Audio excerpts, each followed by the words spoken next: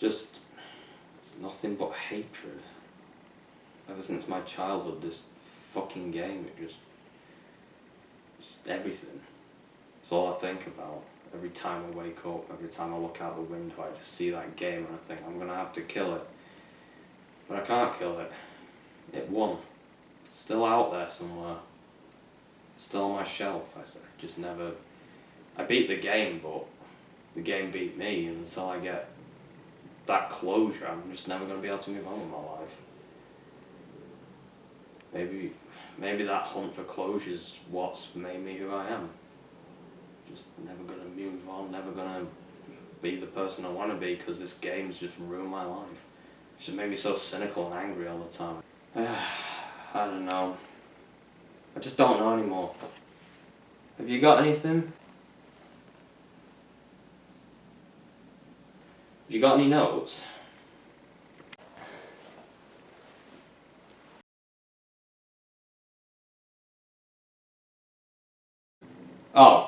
Oh, very nice, yeah. I don't know what the fuck I pay you for.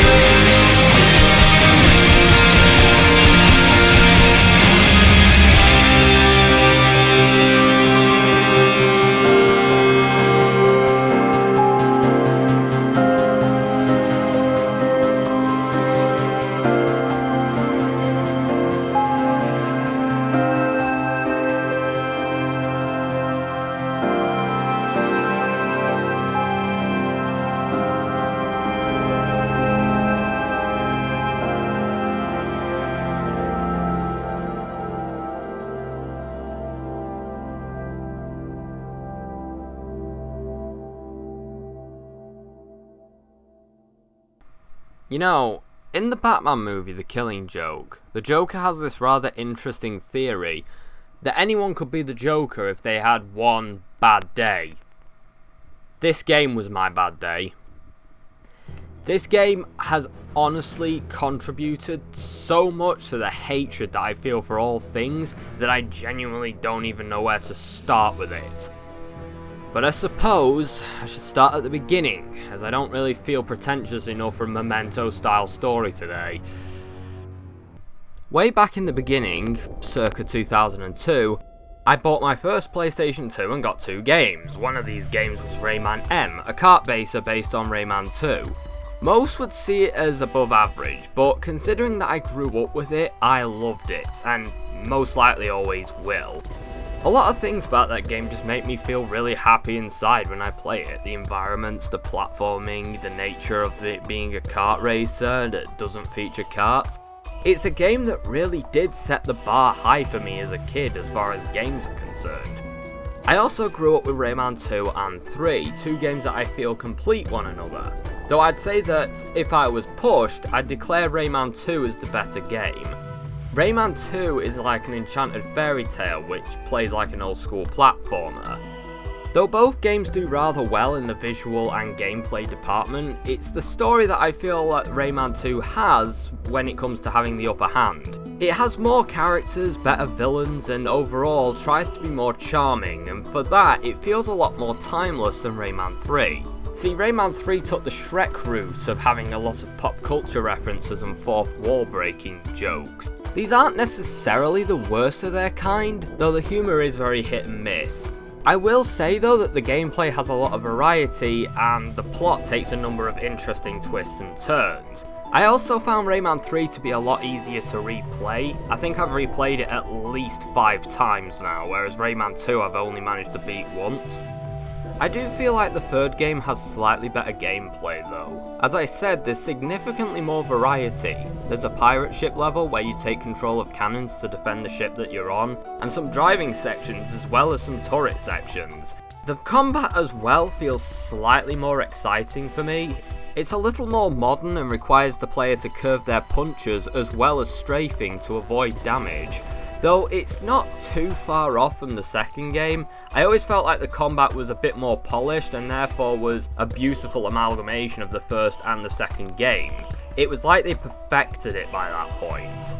I've kind of neglected to talk about the first game, and that's mostly because I've never played it, on account of me never being able to get my hands on a working copy. This might sound odd because this game isn't exactly rare or anything, but every copy I've laid my hands on has either broke whilst playing or it broke prior to me even touching it. Hell, even the emulator ISO doesn't work. It's one of the few where it doesn't work no matter which ISO you get, it just doesn't work. After Rayman 3, we all had to wait 3 years for the next Rayman game. Little did I know that a traditional Rayman 4 was in development in 2005 and had some rather lovely concept art made for it. Interestingly enough, it was being made by Phoenix Interactive Entertainment. No. It has to be coincidence. Has to be. From little information that we have on this game, I found that it was actually going to have Rayman team up with the Prince of Persia and Jade from Beyond Good and Evil, fighting the Dark Rayman from the original game, and possibly a couple of other things from the original game as well. And they cancelled that? What the fuck, Michael Ansel? The game was also going to have us reunite with the Robo-Pirates from Rayman 2, as well as the Livingstones, as well as a new interesting cast of characters.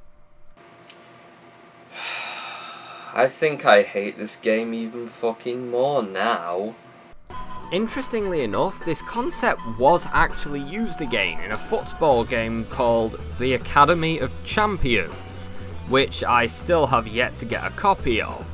But apparently this teams up Rayman with Altair and the Prince of Persia, so who knows, that could be a future episode. I hope so.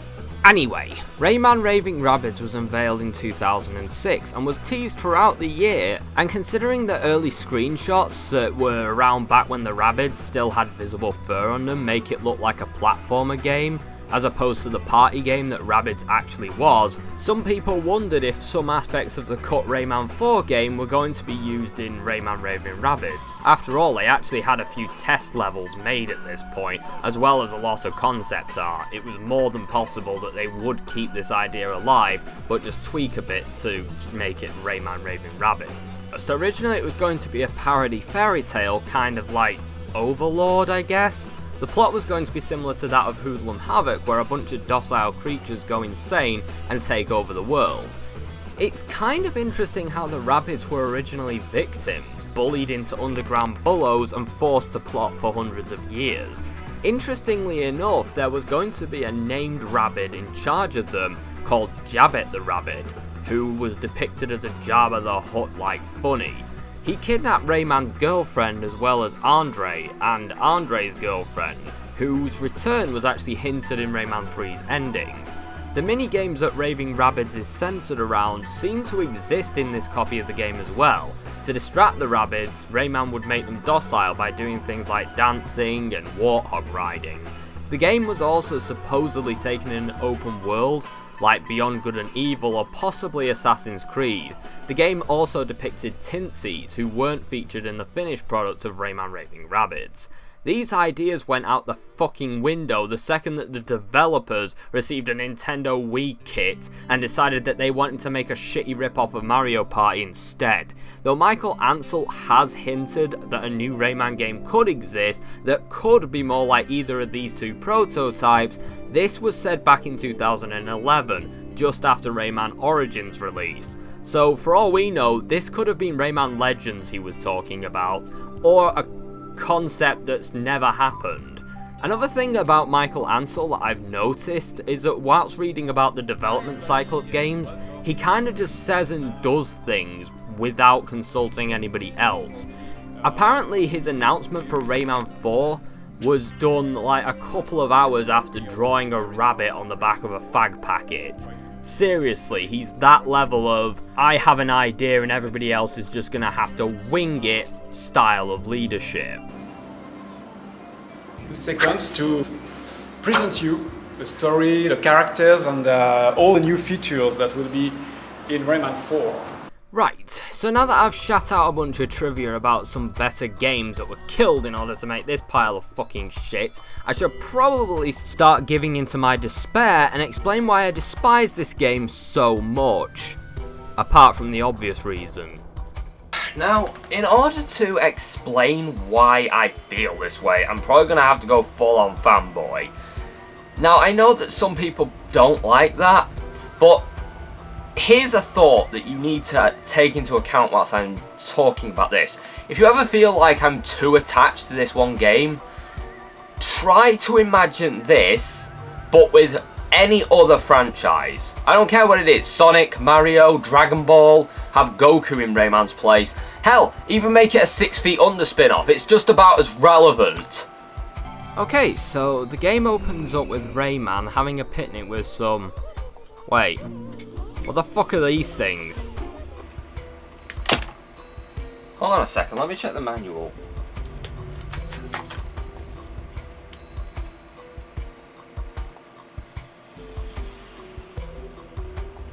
Baby glow boxes.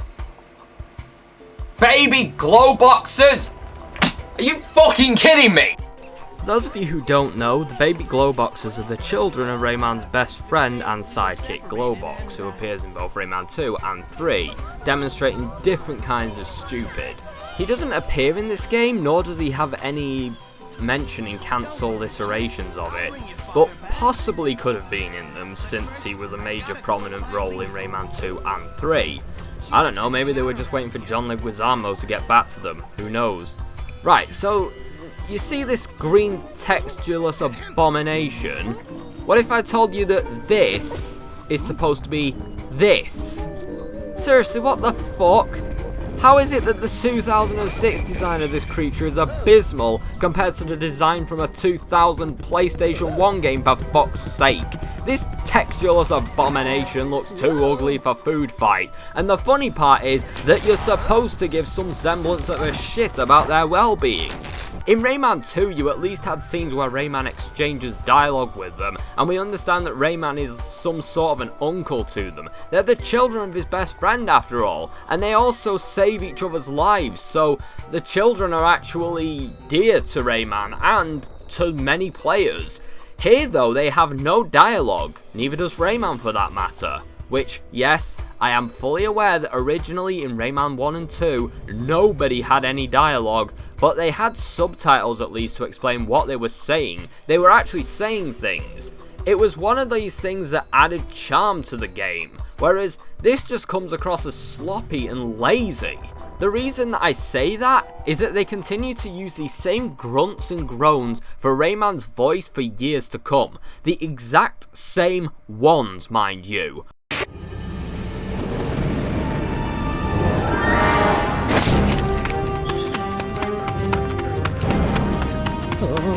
Hey!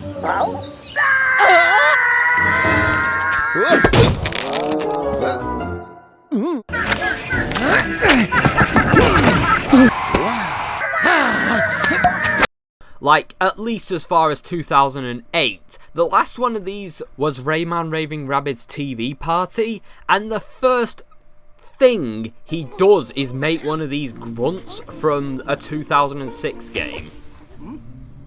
That is just lazy beyond all belief. These are the only things besides Rayman that actually make an appearance in this shitload of fuck, and they managed to completely fuck them up as well. Off to a great start, aren't we? Right, so next let's take a look at Rayman, as he's ruined by this shitty fucking game, when the 4 frog creatures that he decided to adopt to go missing, and in their place are a bunch of rabbits. Rayman, being the quick-witted problem solver that he is, offers the rabbits a sausage.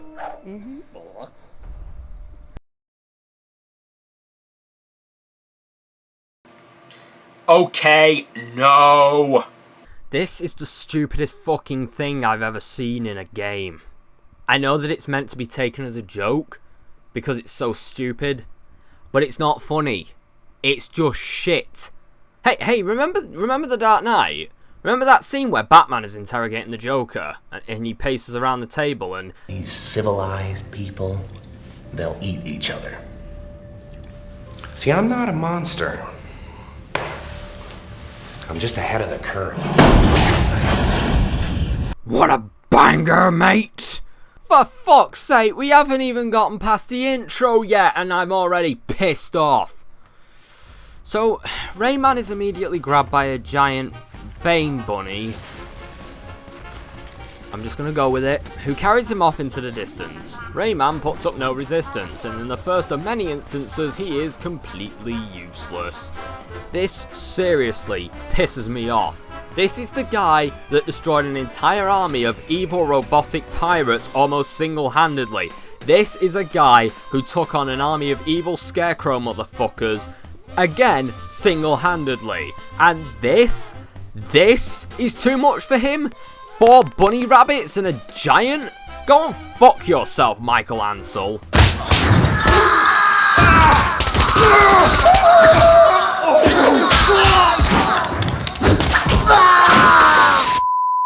Seriously, I could analyse this piece of shit opening frame by fucking frame and tell you why everything about this is shit. Hell, forget that the fact that it's Rayman, it's just a shitty opening to begin with. Who are the Rabbids? Where did they come from? Who are the frogs in relation to Rayman? Why did Darth Vader fuck Frank from Donnie Darko? Why should we give a shit? But alas, it answers nothing. When your setup is so shit that it requires an established character to be completely and utterly useless in order for it to work, then you have a pretty shitty fucking setup. There are many ways that this could have worked. He could have been attacked from behind, the babies could have been taken hostage and he was forced to comply. There are some ways that could have made this work. But no. They had to do it this insultingly stupid way. But I digress. You get thrown into the arena, which poses as a warp room. It's not actually a terrible idea, I have to admit. It means that you get to pick which of the 3 minigames you're going to play. Assuming that you aren't me and you're just smart enough to not try and 100% this fucking thing. Though it literally is a case of 10 minutes of extra play if you do, and you can unlock costumes if you do as well. So yeah, I did it. Deal with it. You know, being in this warp room is kinda like being Ethan Mars in that chapter of Heavy Rain, where he has to decide what he's gonna chop his finger off with. It's like, do I want to saw it off, or do I just want to hack it off quickly with a meat cleaver? So, what can I say about the minigames? I'm not going to talk about them all, not individually anyway, as there are just way too many and I can't say too much about them all anyway. But I'll say that they're serviceable, even though it kills me to have to admit it. Most of them are insultingly easy though. There are a few hard ones, but they are a little more frustrating than challenging or fun. I mean, just look at this one. This was a game that I had the most trouble with, but this isn't what I'd call a fun or even challenging game. You're literally moving an icon around a screen, avoiding other icons. It's like a mobile game on an old 90s Nokia that's been shit on. Another one that annoys me is this fucking curling game that more or less penalises the player for things beyond their control. Like, here I did everything on my end, but then some twat knocks me out the way, and that's my fault apparently? Again, this isn't a fun game. It's not even like the Time Splitters curling game, which has some form of humour attached to it. Few things in this game actually have managed to amuse me in the 5 hours I dedicated to it, and nothing at all really made me laugh. Are there any mini games that I like? Well, sort of. There's one where you have to navigate a pig across a sort of minefield. The pig detects the dangerous path by, I don't know, pig sense, and I kind of like how tense it can get. There's a harder version of it as well, where the rabbits keep throwing firecrackers to confuse the pig's senses and make things more difficult. This game is flawed as you're judged on how quickly you can complete it, which is fair enough I suppose, but the route changes every time, and sometimes it's more complicated than others. The time limit is always the same though, and I find this to be somewhat unfair, since some map routes require you to simply walk forward, and others require you to walk all over the map looking for openings. It's like expecting a marathon runner and an Olympic sprinter to get the same time at the end of a race. It's unreasonable. There's also a dentist minigame where you have to pull worms out of a rabbit's teeth. It's actually kind of a funny scenario, and the worms actually look like something from a Rayman game, with their wide eyes and mouths. Plus, the ending results in the rabbit going through a lot of pain, so I can get behind that. Also, I find the school choir minigame pretty amusing. The idea is that there's a choir of schoolboy bunnies singing Ode to Joy together in harmony, but one of them always has some sort of fit in the middle of the crowd, and you have to root him out and slap him across the face. I honestly just find this kind of funny for a number of reasons. Like, for a start, why are they being forced to do this? Especially when they all break ranks at some point. It's not like any of them want to do it, and what's the point? I also love how you can slap them across the face as well. Like, the whole setting and scenario is just so stupid that it's actually pretty funny to me. It's one of the few instances where it actually achieves what the game was aiming for overall, which is being silly to the point of being amusingly funny. I also like this mini game where you actually get to fight the Rabbids. It's almost like a real Rayman game, actually being able to fight the Rabbids. You can only defeat the Rabbids by making them dance, by activating radios and then punching them. Otherwise they just get back up again like they're fucking Jason Voorhees or something. There is a certain level of this where the Frank Darth Vader bastard bunny keeps switching the radios off, but other than him bouncing across the map and knocking you on your ass, he's not really much of a threat. Another one that I quite like is this rather cartoony one, which you have to guide a blind rabbit into various traps to get him hurt, and you get points for actually hurting him in really fucking awful ways. It's quite funny, kind of like a Looney Tunes cartoon, and I feel like this is what the game was originally going to be. It's zany, it's silly, as opposed to annoying and stupid and dated as fuck. There are some rather fucking weird ones as well. There's one where you have to poke a rabbit's brain in order to make it do certain movements, involuntarily. I mean, this is fucking sick. I love it. Also, long-time viewers possibly might remember me mentioning the football minigame in my Little Britain episode. This minigame, like a few others, was made with the Wiimote in mind, and obviously the Wiimote isn't compatible with the PS2. So they went with the next fucking best thing. The bastard analog sticks.